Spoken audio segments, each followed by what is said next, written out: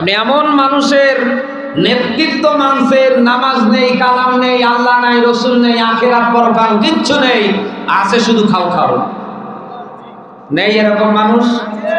এরকম নেতা তো বাংলাদেশে নেই, সব ইন্ডিয়ায় আছে।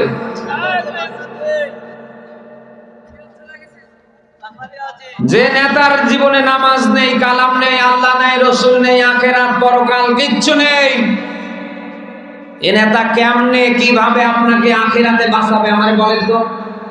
একে আল্লাহ জাহান্নামে দেবে কি করে? তো গিয়েই বসে আছে।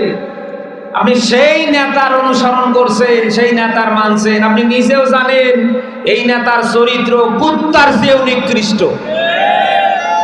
এরপরেও আপনি সেই নেতারে আপনি মানছেন, অনুসরণ করছেন।